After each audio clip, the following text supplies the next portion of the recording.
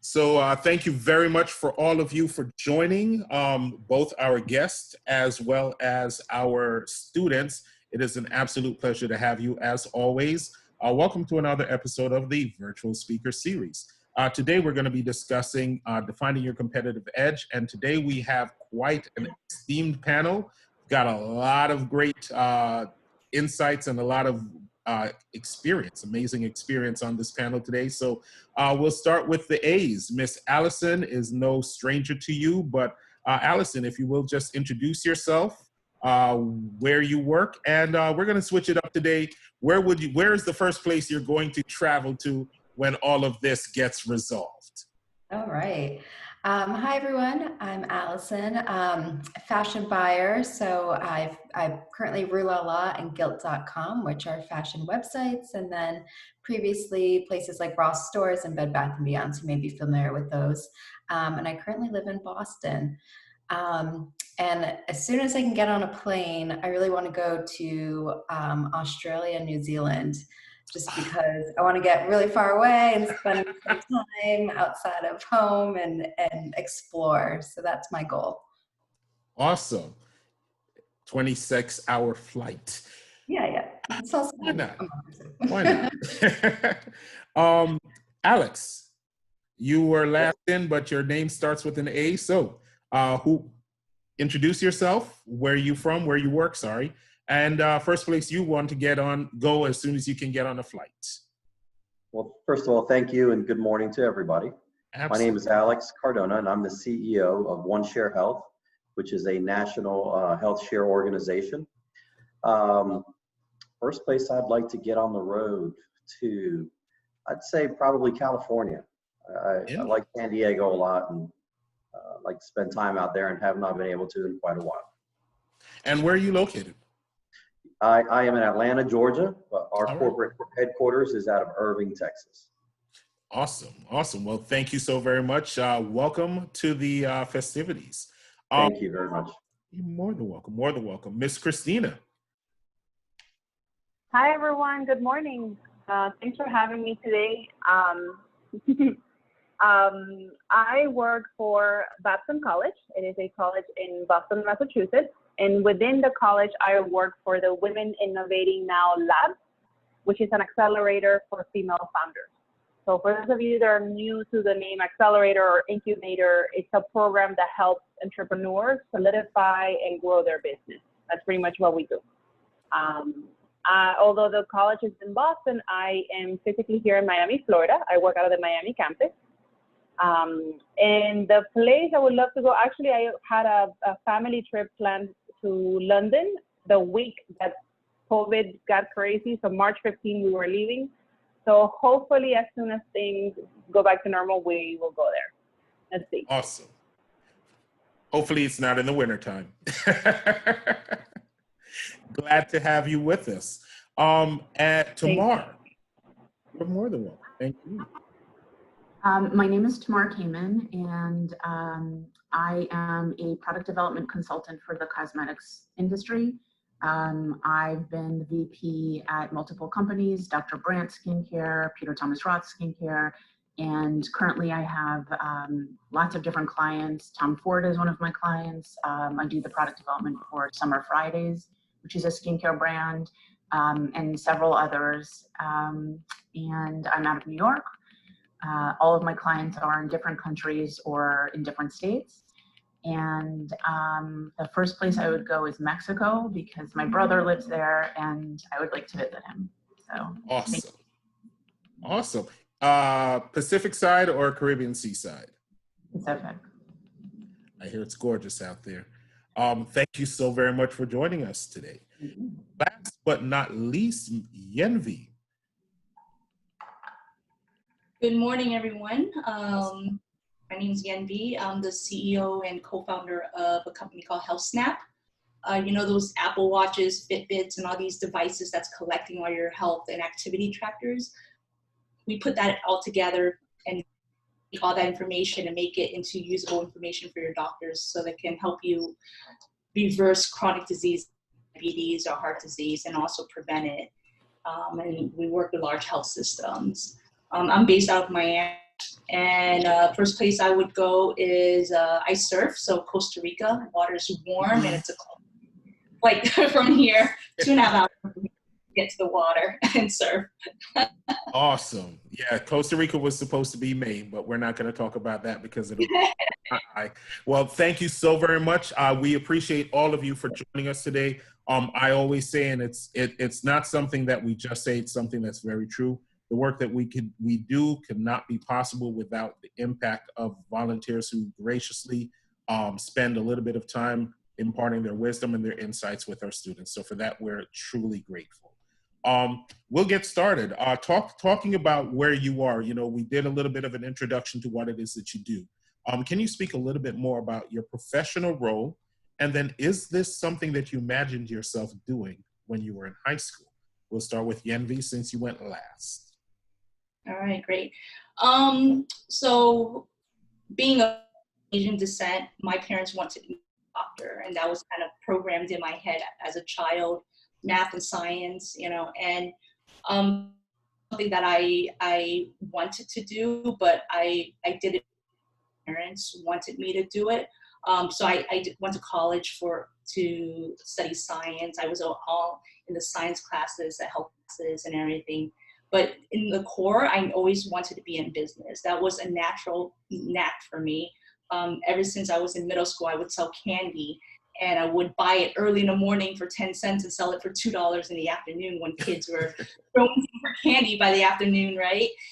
And so that was just a natural entrepreneurship core that just led me, and I just followed it. And so when I went to college, I was in pre-med as well, and I just forego it, and I started going into sales and other parts of, engineering, and it just, that's what I really saw myself as a passion, was being an entrepreneur, CEO of a company today. Awesome. So it's something that you had a passion for, and then you kind of took a passion and something you were almost expected to do, and you kind of married the two, it seems. Exactly. You could be anything you want and add entrepreneurship to it, and so that's always something that everybody, you can be passionate on fashion or science, technology, and just add the entrepreneurship surrounding it. You just have a skill set that you can bring out to the world now in business. That is amazing.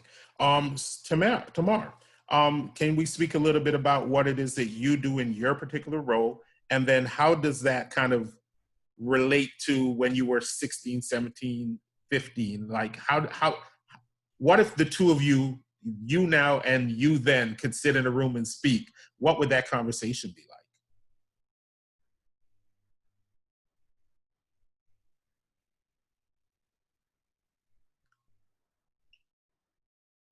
I think you're on mute.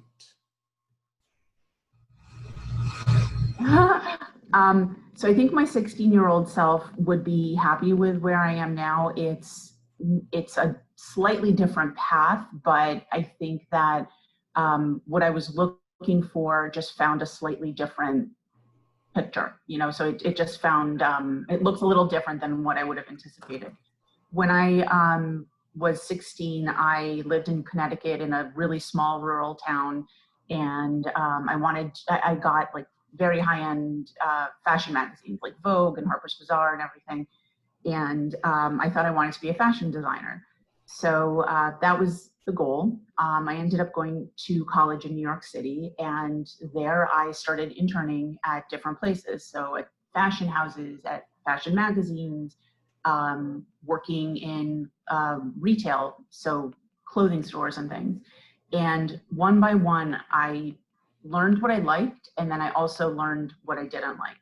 And my vision of wanting to be a fashion designer transformed into, I want to be in a creative role. I want to be kind of girly. And I also want to use my brain in a different role, like in a scientific and technical and analytical role, which I was finding less at the internships that were truly in fashion and in fashion magazines. And I found actually at an internship at Macy's, where it was in the buying program, and the department that I was put into was the cosmetic department. And I thought, wow, actually the perfect combination of what I didn't find in certain fashion internships, and also what I was looking for. So that's how I ended up narrowing down by trial and error almost what my true calling was. And I would say that that's one of the biggest pieces of advice that I would personally have is while you're in high school, while you're in college, you know, as early on as you can, have informational interviews with people and have internships so you can figure out, instead of while you're on the job, which is while you're on the job is fine, but I ended up having my first job in the cosmetics industry, my first job out of college. And that is only the case because I had those internships and figured out what worked for me and what didn't. It's amazing. So a lot of it is you started with a base idea of what it is you were interested in and then narrowed and niched down until you found what truly spoke to you. Exactly. Now, Cristina, in your role at Babson, I presume that you work with a lot of aspiring and budding entrepreneurs, but I'm presuming that you also have some entrepreneur in you as well. With your role, can you speak a little bit about that? And then also, how does that relate to who you were when you were kind of the age of a lot of our students on today? Yeah, thank you. I think it's interesting. I like the points I haven't brought before me. Believe it or not, I think even though we are the adults in the room, we're still growing and evolving and trying new things. So in my case, I have done a little bit of everything, but in two worlds, you can say, in the for-profit and the non-profit world. So I went to school, and since very early on, I one semester I took an accounting and a marketing class to kind of see what side of the business I was going to be in, and I fell in love with marketing. So I went to school for marketing, started working actually at Macy's, had an internship, and then started their development program there, and really liked the business side of things. But I always had a passion in my heart for nonprofit. Always. I was always in volunteering while at school, throughout college, and I knew I wanted to do something that was in the service of others. So I had a very interesting opportunity of working for a museum. So I worked for 4 years at a cultural, contemporary arts museum, and that was great because, again, I was able to use my brain, to use all the business skills that I had to something that was for a greater good. So when I found out that that existed, I noticed that that was a thing for me. And then after working at the museum, I still wanted to have an opportunity where I could serve others, and I found the university that way. And the program that I work at is very special because, again, I use my personal business skills in empowering other people to use their business skills and grow and empower the community. So I feel that we are preparing women to have an economic impact in the world. And I think my 16-year-old self would have been happy that I found a space where you can do that, because sometimes it's hard. Like, I kept thinking again, okay, I want to volunteer, but I can't pay my bills with that. So how do we find something that mirrors it? So that was really good. And back to the point that I mentioned earlier about evolving and growing, I haven't had any entrepreneurial ventures myself, but I think in the future maybe, I think it's kind of cooking there. So don't think that by the time you leave high school, you leave college, you'll have everything figured out. To Tamar's point, I think the more you do, little by little, will help you get to what you want to be. I love that last point that you made, which is you don't have to have it all figured out, but what you're doing is each experience helps you to build a better version of the you that you will become. So the goal is to try to get as many great experiences, and then you can create almost a place for yourself based on that. Alex, I would love to get your insight on that, because obviously you didn't just land at the top of the mountain. So it took you a while to get to where you were. What is it that you do in your particular role currently? And how does that relate to what your vision was for your life when you were a little bit younger? Sure. Well, I think that when I was younger, I was really clueless. I'm just going to be honest with you. I was more fixated on everyday life, trying to survive. I grew up in Jersey City, New Jersey. My parents were immigrants to this country. So, financial means were not that great. And I was just trying to figure the world out. Back then, if I had to say, what did I want to be? I think I wanted to be an architect. I really enjoyed that class. But little did I know that God would have a different path for me. And my path that got me here, I went to college. From there, I went into corporate America for about 13 years. And I learned a lot about just the fundamentals of business. Essentially, I worked for a couple Fortune 500 companies. And then from there, it just almost seems like God took me down this specific journey that helped me develop one tool to get me to the next step and the next step. And then it also comes down to just the opportunities that you seek. And so there's a little bit of blessing in there. There's a little bit of chasing and driving for growth and passion. I do have very much we are a nonprofit, therefore I do have a spirit for nonprofit and just loving and blessing people. So I think one of the best things of my job today is that we get to just love and bless people through healthcare. And not just that, but also large nonprofits like the Tim Tebow Foundation, where they're #1 global partner, and just so many, Emmett Smith, all these awesome foundations that are just in the business of doing good. So where I am today to where I was when I was younger, they're drastically far apart. It takes a lot of prayer. It takes a lot of dedication. And you really have to pay it attention. At some point from where you are today, you're little by little, as you are now, going to start to see and come across people that have vast different experiences. And hopefully you end up in a position where what you're doing is in line with your passion and something that you really enjoy, because that's going to yield the best results. And it starts off with this right here, where you guys are sitting down and getting a little bit of FaceTime with CEOs and leaders in organizations. So I hope that answers your question. Absolutely. 16-year-old Absolutely. to where I am today, I had no clue that I would be in this position. I'm very blessed to be in this position.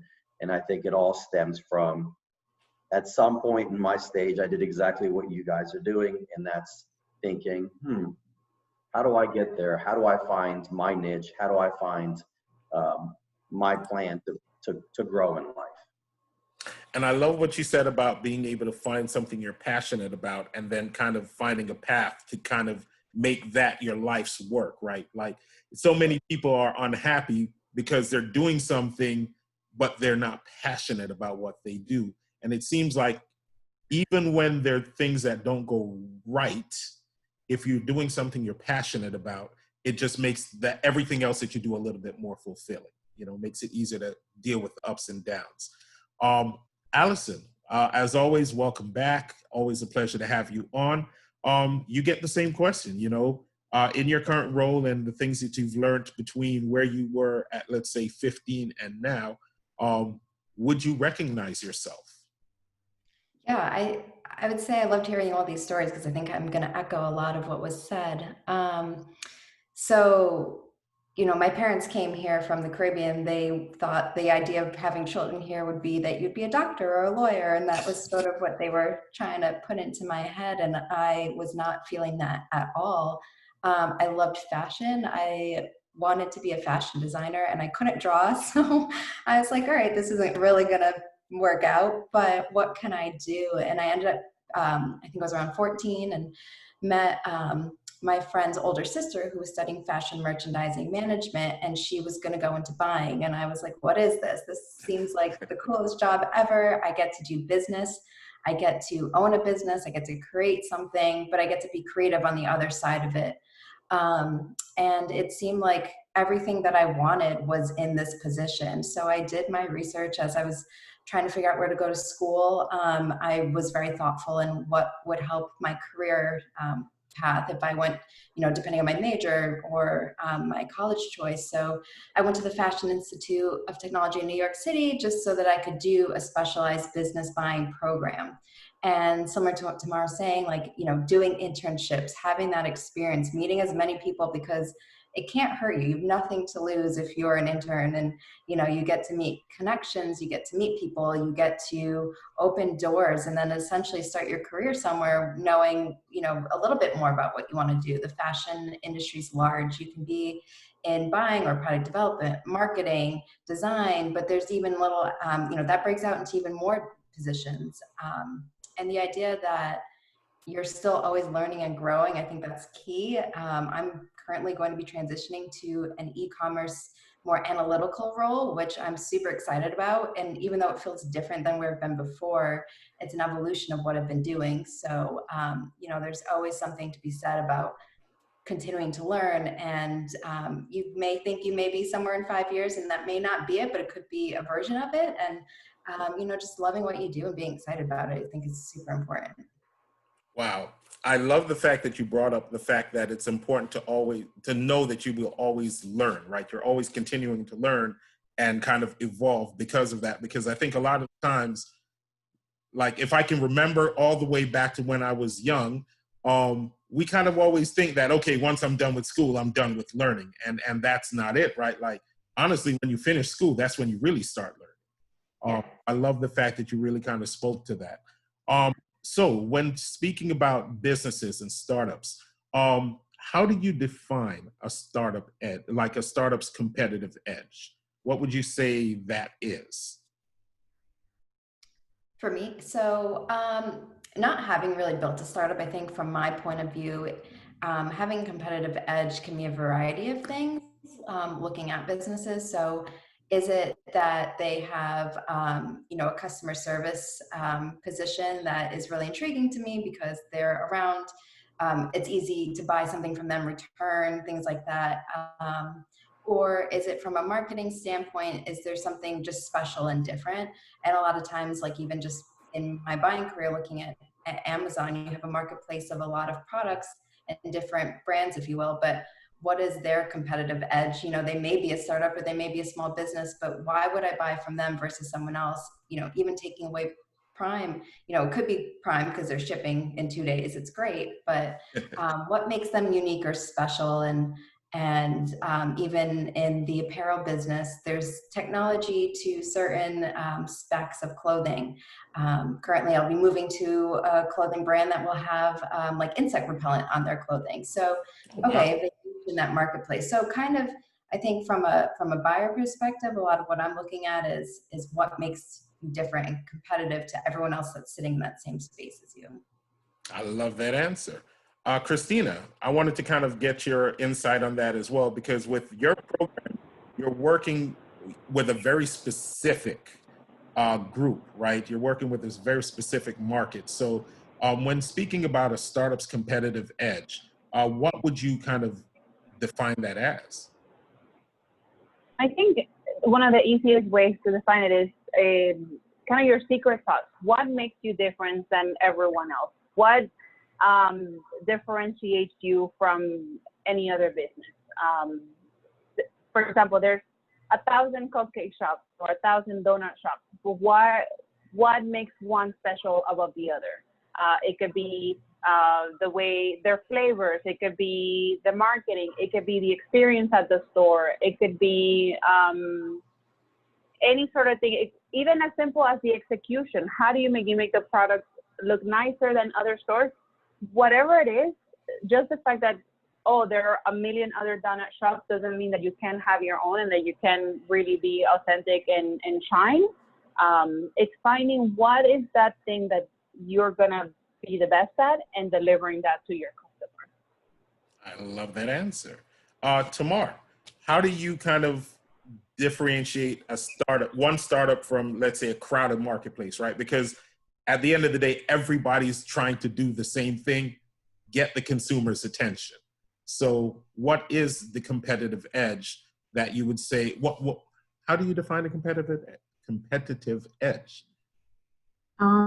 So for startups, in some cases, I completely agree with Cristina, that it's what do you do best? I often like to ask the question of what problem are you solving? So if somebody's walking into, let's say, the donut shop, and walk into all of your competitors and say, well, you know what, I think I can do this better than them, or what I really don't like is that their donuts are square and my donuts are going to be round, or the other way around.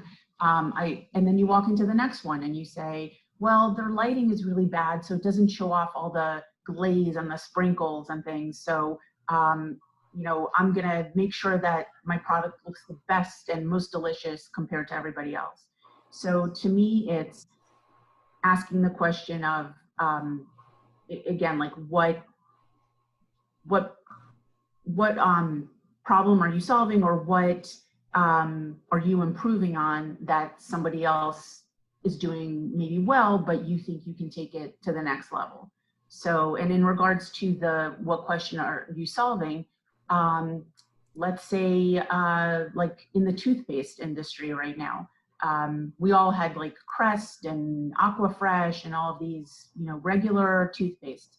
But recently we've been seeing brands like Hello and other natural brands and different brands come onto the market. We used to think that toothpaste was just like really boring, but I guess this company said, you know what, this is something that is a product where people can decide if they want to buy one or the other or the next, and they might want to buy mine because all of the other toothpaste is boring. So the solution that they're solving is toothpaste is boring. The problem that they're solving is that, and what they're bringing to the table, their answer is I'm making toothpaste exciting. So that's where I consider one startup or one even large company different and having a competitive edge from another. And I love that you use toothpaste as an example, because as soon as you said that, I thought about that toothpaste that's the tabs instead of the tube, and it's supposed to be more sustainable, right? So, so it just goes to show there's so many different ways to reiterate that you think is an already established kind of product and market, and still differentiate yourself even in what would be considered a boring market. Yenvy, I want to get your insights on this as well. You know, how do you define a startup's competitive edge? First, this is my fourth startup that I've been in, but not counting all the little startups that I've had to extra money, those type of things. First, I just want to express, when you're starting a company, is your focus shouldn't be on how do I make money, right? Or how do I generate revenue or money as fast as possible from this? Because then you won't be defining yourself with a competitive edge. You're just out there trying to make money. But when you focus on your customer and identify the problem, like Tamar said, you know, what is the problem you're solving? You know, Steve Jobs said, if you build a solution and then convince them that they need it. That's one way of doing it. If you're coming up with a great innovation or something that's brand new that no one's ever seen before, then you're looking at it and then you have to convince people, well, you know, did you know that you had this problem? And so that's, you know, you have to educate the individuals. And so right there you have a cutting edge, or you have your competitive advantage in a sense where people who've never seen that product before, that solution, or they didn't know that they had a problem until you told them that, hey, you had this problem the whole time. And now it sits in their head, and every time they do that you know, act or that process, they realize, oh my gosh, now it's kind of stuck with me that this is a problem, right?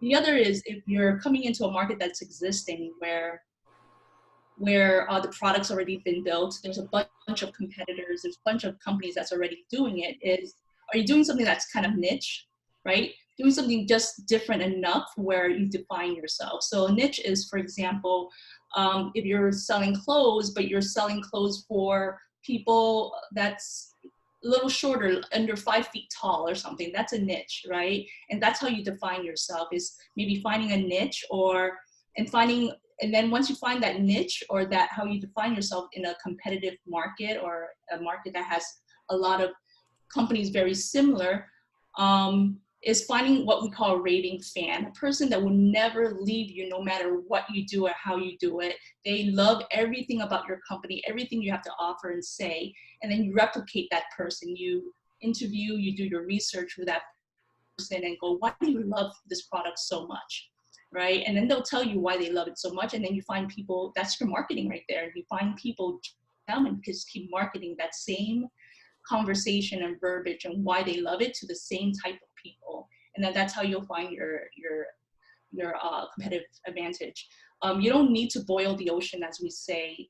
You don't have to take over the world. You just have to find that the gonna love what you have, and that's your competitive advantage. And I love the fact that you specifically spoke about the concept of the raving fan. I think a lot of the times people think you need 100,000 people on your side. And I think, I can't remember who said it, but you really only need about 1,000 raving fans to be successful in business, because that will serve as the base, and you can almost evangelize them in a lot of ways. So Alex, I do want to give you an opportunity, because you're not just a for-profit business, you're a social entrepreneur in a lot of ways, right? So correct. Defining your competitive advantage was very different. The process looks very different for what you do than for a traditional retail or traditional service-based business. So can you speak a little bit to that process? Absolutely. First of all, you always want to understand that there are large companies that have teams, 10, 20 people, that their job is to figure out creative angles to go to marketplace and get competitive edge. So when you start off yourself, you're really competing against that, and it can be daunting. And it's not that you can't come up with some clever angle that you maybe can patent or something and really shine, but I would venture to say that in many cases, the odds are stacked against you. But it doesn't mean, well, I might as well hang it up. That's the biggest mistake you can make. Because there's a lot of things that a small organization, I'm talking a 2, 3, 4, 5, 15-man company, can do that a 300+ company cannot do. And that is being nimble. So nimble means that, okay, customer, this is one of the problems you're having. Well, my team can adjust and address that need for you. Where a large organization that's 500, 1,000 man plus, they have so many moving parts that in order to accommodate that one little tweak, it's like moving a massive ship. So it's very important to know that that is just one of the many competitive edges that you have. Something I did not know that I would at some point really be tapping into as a startup. Mind you, I've worked for Fortune 500s, and I've been a part of multiple startups and taken several of them to multi-million, including our own organization, which is about 300+, about 55,000 members, well over 150 million in annual revenue. And that's all great and all, but each step of the way, as I look back to this past year, this past 2.5, 3 years, started the company 2.5, 3 years ago. What has made the difference is the talent and culture that I have brought on. That makes all the difference in the world. And you would think, well, what do you mean? What do you mean your culture? Well, that's what I mean. How engaged are your people with the vision and goals of the organization? How are they engaged with giving their best foot forward always to be able to drive to excellence, to change, to grow, and to do so as a team? Because there's nothing worse than a toxic culture for the success of an organization. So we've been very blessed that from day one, when it was just, it was easy to have good culture when it was just me, but on to 2 to 3 to 4 to 5, I think I made 2 smart choices. One of them was hire talented people, because reputation when you're a startup is key. So you have to really bring in as good of people as you possibly can to have a fighting chance. And number 2, culture. Culture, you have the ability to get so creative with culture that it's contagious. So those would be the two things: nimbleness of a startup and the culture, which obviously is a part of team, forming teams. So that's, I think, what I have to contribute, that people oftentimes never stop and think about, but they are absolutely vital to the success of an organization.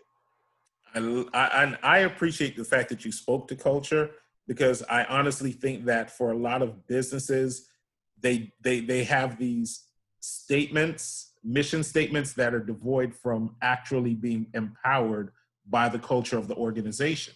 You know, so when you look at why doesn't the organization perform what it says its mission is, it's because there's that gap in culture where people don't feel empowered and they don't connect to the mission. So I think that's a very important principle and insight that you shared with that.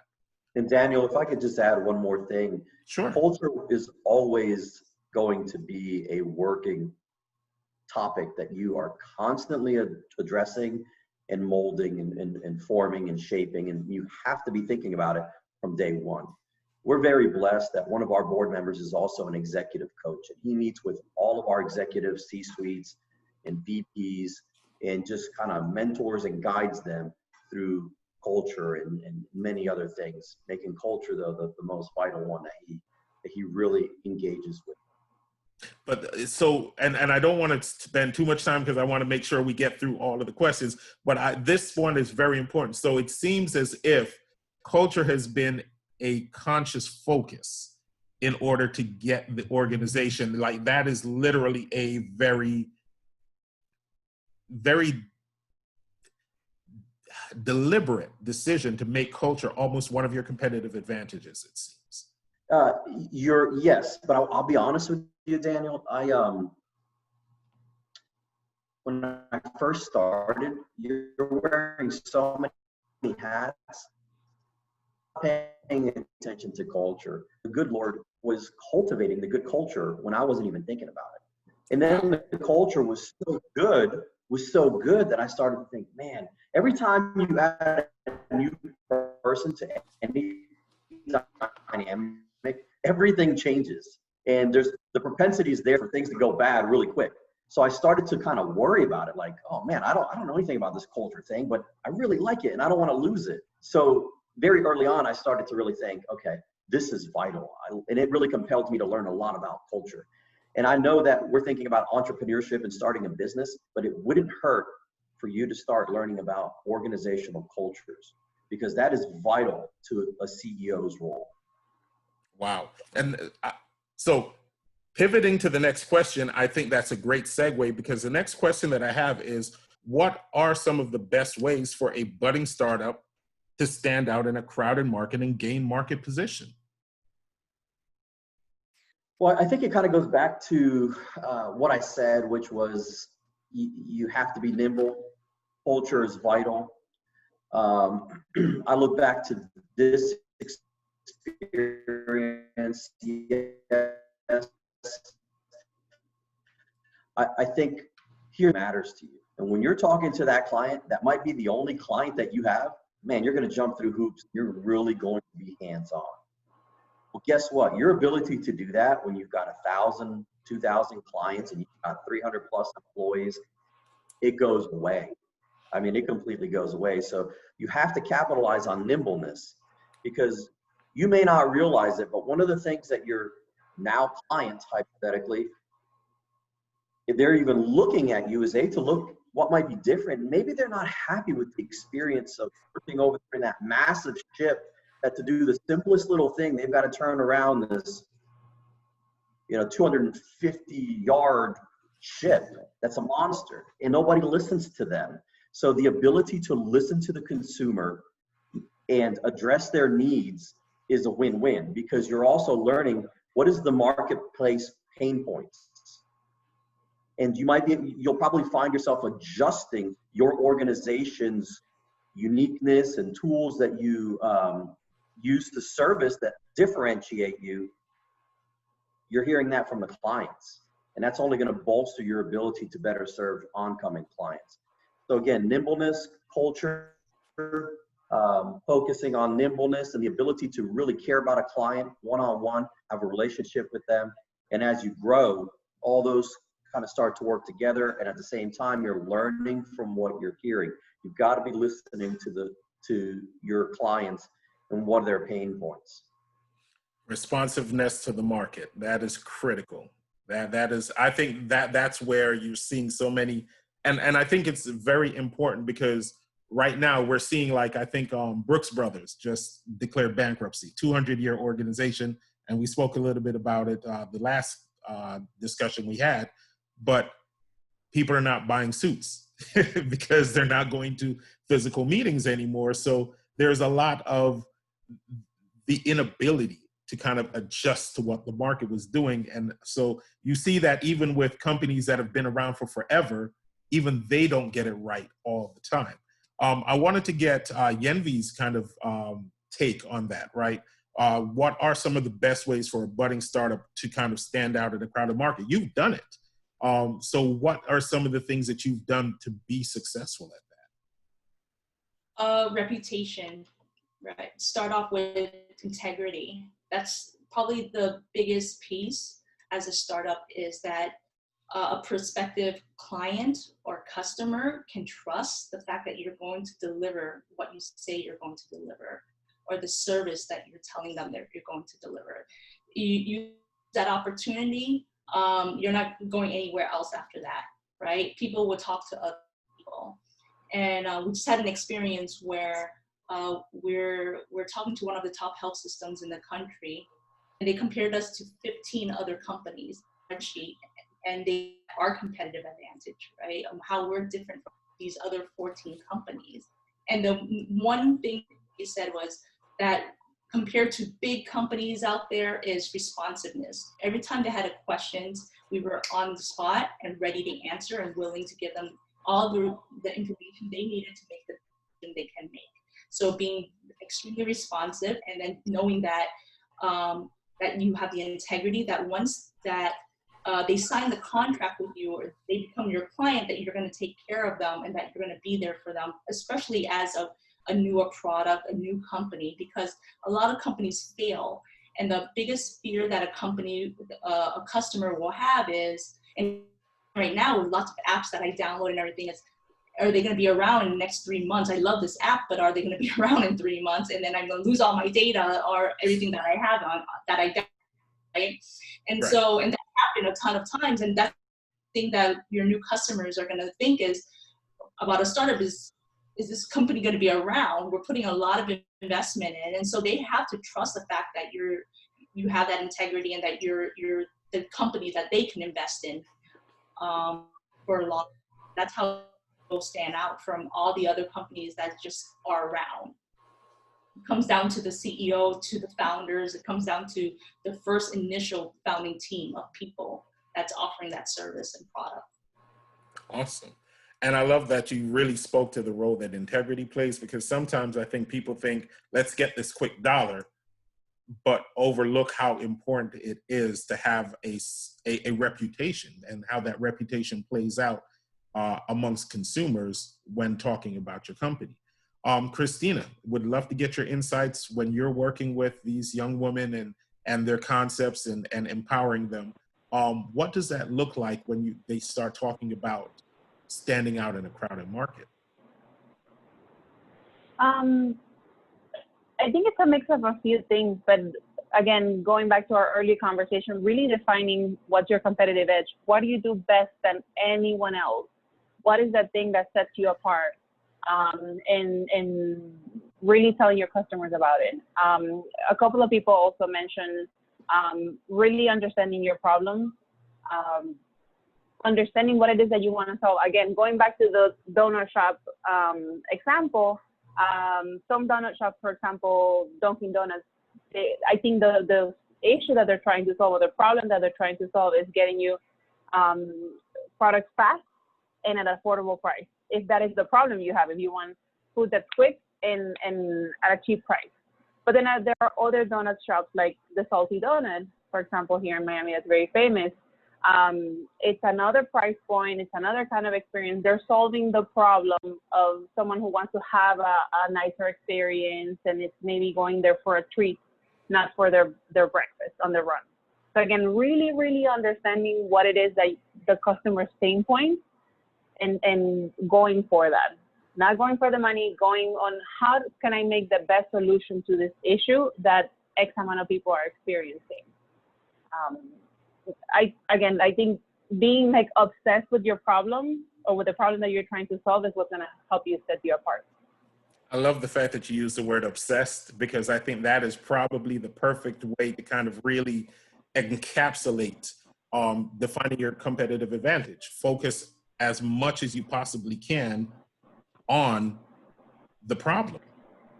Yes, and sometimes you may think that something is a problem, but then as soon as you start observing your customers, not necessarily asking them, because some people may tell you something, but observing how they interact with a product, with a service, doing interviews, getting to really know the customer and why they're experiencing that problem will help you get better answers and will help you kind of unearth what it is that other people are not providing. I like that. I like that. Tamar, you had spoken earlier about the toothpaste example, and so I wanted to kind of get you to kind of speak a little bit more about standing out in a crowded marketplace, because that's a very real thing, right? It's a very real thing to look at a problem, but from a totally different angle. So you approach your approaches from a different angle. What do you say about the best way for an aspiring startup to stand out in a marketplace that's very crowded? I think that doing your research and really when you're pitching your product, having like a very concise, well thought through elevator pitch where you can in 3 sentences describe what your business is, why it's different, and why a customer would select you over someone else, or why you're different from anything else on the market. I find that like that preparedness very convincing. So if someone comes to me, and even if you think about it, if I'm having job interviews with people and I'm comparing different candidates, the candidates who can say, this is who I am, you know, this is why I want to work for you, this is why I think that my skill set can solve your problems. The people who can do that like effectively, quickly, and are really confident and passionate about they're selling themselves as the product, those people tend to excite me too. So in the case of a small company, when I'm looking on Instagram or someplace and deciding, in my industry, it would be like, do I want to try a new moisturizer from this company or from that company or from that company? It's what is their very well thought out message that tells me what their brand is, what their company is, and what's different. There are so many options right now that I'm not going to read more than, let's say, 5 sentences. So 3 sentences is really like that point. Or yeah, just think about it as like your elevator pitch. If you happen to be sitting on a subway next to somebody, you have no idea who they are, but maybe they are a CEO, maybe they are a buyer. What will you do with those 2 minutes or less than 2 minutes to be able to excite their interest and differentiate yourself? And then additionally, how are you going to be prepared to answer questions that they'll have? So I would research your competition. My favorite thing is reading reviews of my competition. So I look at, again, like moisturizers. So I'll look at that company and I'll go to Sephora and I'll read all the reviews, and I'll read all the reviews of what everybody doesn't like about it and of what people do like about it.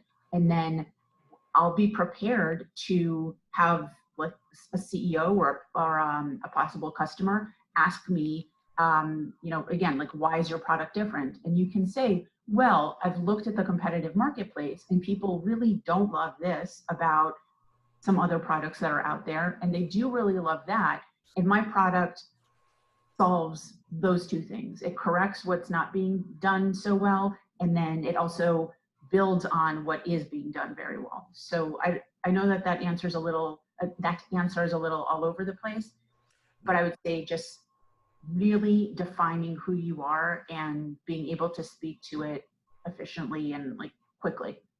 No, so one thing I was going to say as I'm listening to your answer is I love the fact that you spoke about the importance of researching the reviews and the issues that people have with the competition. That's a pro move, right? That is actually a pro move. That's a very advanced concept for a lot of the young people, but it's very important because it tells you this is where you can do something better than people already established in this marketplace and carve out a share for yourself. For you, Allison, when you're looking at, especially as you're transitioning more into an e-commerce space, the question is always going to come up, right? As a boutique retailer, how do you kind of articulate your value to a very, very crowded marketplace? Yeah, that's a good question. So I think it kind of echoes all the other answers. I mean, you have to know your competition and who's out there and what they're doing and how do you look different. And maybe you can learn something from reviews, from what people are saying about your product or other products. And maybe you find a void or a niche space in your own business. So understanding that I think is really important, and just consistently being innovative, because you have to evolve. Like Brooks Brothers, they've been around for a long time, but were they innovative enough to find a new marketplace? And it looks like they didn't, right? And so how do you add that element into your business? Coming from a buyer viewpoint to what Alex was saying about, hiring people and having a great culture in your business, that translates to when you're working with your vendors or with any clients that you have, because you want to work with people who are responsive, who are nice to work with, right? And sometimes that's just easier to go that route versus maybe another product. So, there's an element of being humble and just connecting with people. That humanity piece is important as well. But also in the e-com space, I would say, analyzing using tools around you to analyze. There's a lot of different tools out there to tell you what the marketplace looks like, what your business may look like, what competition's doing. There's free tools. Looking at reviews is big. So just making sure that you're kind of using every single space around you, because there's a lot of free marketing in essence too, using social media to make yourself more competitive. Looking at your customer service, your return rates, and can you do a better job of servicing your customer? If they complain about something, will you be responsive quickly? Things like that. So I think you just have to look at all the different aspects and just really listen to what people are saying. And I think that's a great way to kind of go into this very last question, which is about listening, right? Like if you listen to the consumer and then respond to it, that is almost like a superpower in today's business environment. Like so many companies are pushing out messaging, but they're not necessarily listening to what the consumer is saying. So the ability to hear what the consumer is saying and then respond to the consumer's request is so critical. Yeah, because word of mouth is a big piece of that, right? Or looking at Instagram and what people are saying and then how they're responding. So, there's a lot of tools out there that can quickly go viral as well. And social media is really just the digital version of word of mouth. When something goes viral, it is that telephone game, but without where like by the 10th person, the message gets lost. No, when it's digital, it's the same message the whole way across. And it really does help to amplify what it is that you're trying to do. Last question. I just wanted to, I don't want to go too far over because I know everybody has busy days. Can you just give us a takeaway or a key takeaway or two things that you want our students to walk away with when we're talking about competitive advantage that they can kind of apply to what they're doing with their businesses? I'll start with Allison. Yeah, I think Oh, Oh, I'm sorry. Go ahead. I thought you said Alex. Go ahead, Alex. sorry. So I think, just echoing everything that you guys have heard today, I think really important is just knowing your business and then knowing where you stand in your competition and understanding the marketplace and using the tools. How you market yourself, your company, your products is going to be really important, but understanding what's around you and how to stand apart is going to be a huge facet to that. And I think you just have to continue to talk to those buying your products or using your products or your clients, but also everyone else around you in a similar atmosphere, because you can get a new perspective. And I think having an open mind and getting a new perspective is going to be very important. I agree. Alex. Thank you. And I apologize, Allison. No. So there's been so many good nuggets, gold nuggets that have been shared by all the leaders on this phone call. It depends on the topic. Different nuggets bring different value, but you have to, when you're engaging as an entrepreneur, you're thinking about being an entrepreneur, you always have to be able to step back and really look at the entire board, all the good points, the bad points, the crazy hours you're going to have to put in, the tenacity, the passion, the culture, the reading of reviews, the how do you fight back when somebody's trying to squash you. There's so many things and challenges, yes, but also extremely exciting. When you step back and you look at the entire board, this really comes down to you as a person and your teammates and their passion. Because remember, your teammates, they matter. They make the organization as well. And, and this is something you may want to jot down because it's applicable in business as well as everyday life. There's a great pastor out of Atlanta, Georgia called Andy Stanley. And he wrote a book, which I highly recommend, The Best Question Ever. And it's applicable in all situations of life. Who you're dating, the next decision you plan on making, this, that, the other. And it's very simple too. It's in light of my past experiences, current circumstances, future hopes and dreams, what is the wise thing to do? Okay. And the reason I say that is, and always ask yourself that question, because in business, you're going to be making decisions. You're going to be making decisions of how far do I push this? Am I getting too close to the line? Sales in business can be catastrophic because people aren't truthful or they like to walk that gray line between legal, not legal. All these different types of things that could happen. And always ask yourself, in light of my past experiences, everything that I've done in my life, that I've learned, how I grew up, my education, the poverty I faced, what have you, my current circumstances here so much, but I'm eager and passionate, and where I want to be. What's the legacy? What's the legacy that I want to leave for my parents, that I want to leave for my children, that I want to leave this organization, that I want to leave for this organization? What's the legacy that we want to leave? What is the wise thing to do? Notice I didn't say what's the right thing to do. Sometimes what we think is the right thing is not the right thing. So better to go at it. What's the wise thing to do? That honestly is probably the best advice I can give you today, because all the nuggets that have been shared with you today, you want to step back at it and look at it through that. And that's really going to come into play once you're an entrepreneur, but you can still use that here today. Your education, in light of my past experience, current circumstances, my current passions, dreams, aspirations, and future hopes and dreams, what's the wise thing to do? I'll leave you with that. I don't want to get too long-winded, Daniel.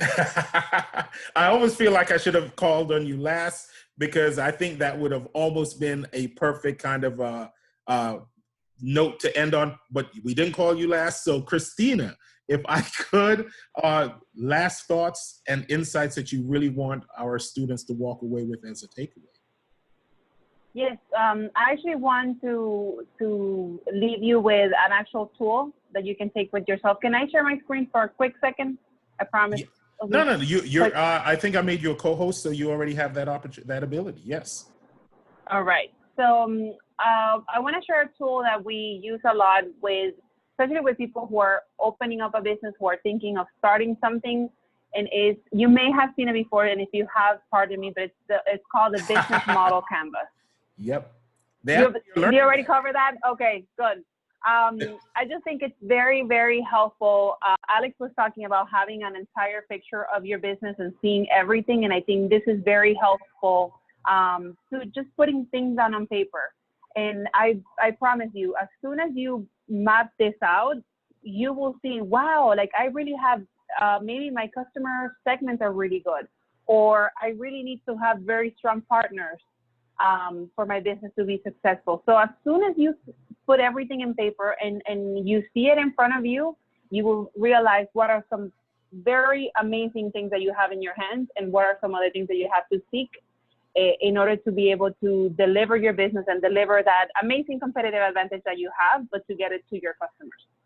So you can Google this. It's available anywhere pretty much. I think it's free. And I highly recommend that you take a look at it.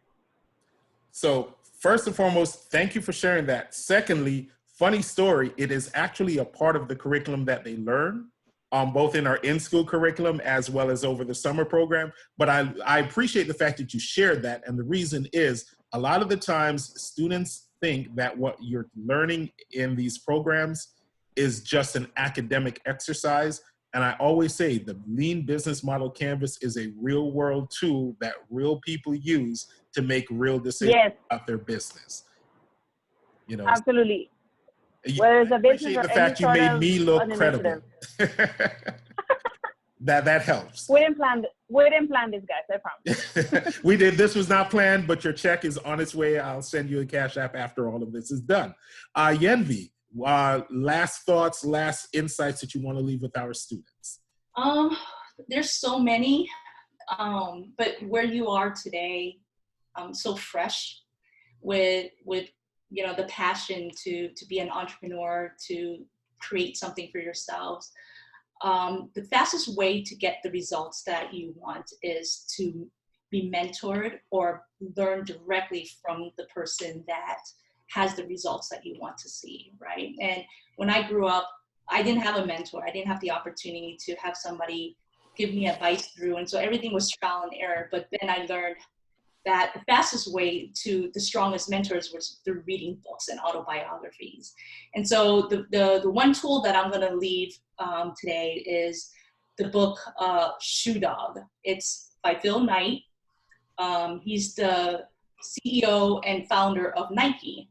One of the best autobiographies I probably have read, and I read a lot, like more than most people.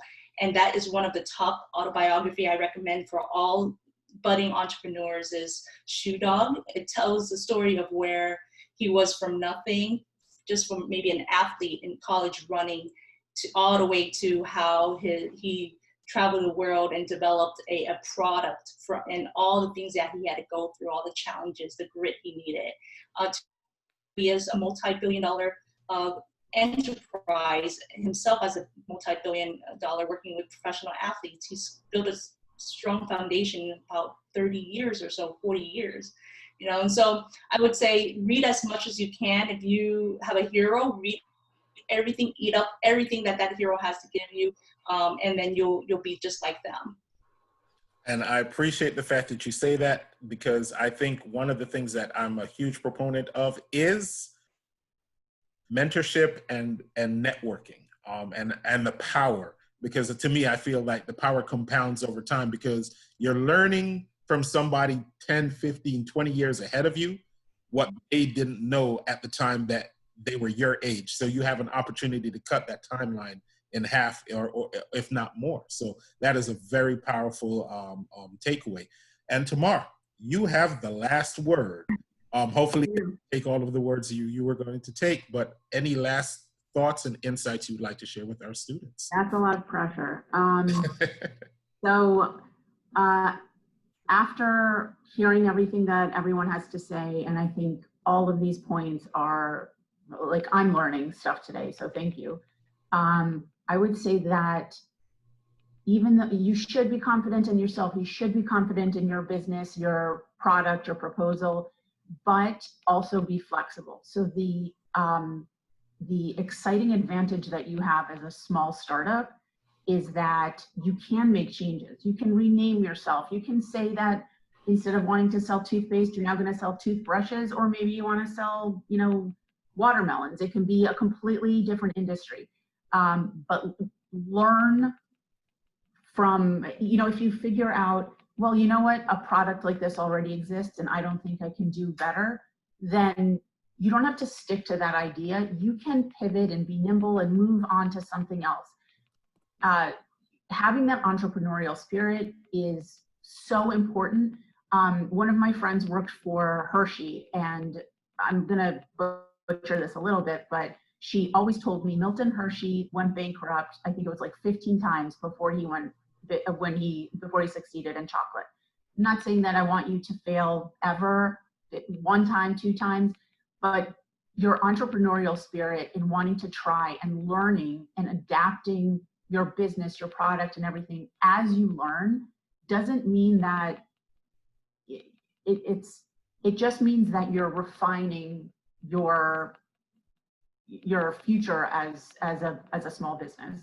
So just to keep that in mind, you know, just if you're starting with one idea, it doesn't mean that it shouldn't completely transform into another ingredient after you do your product.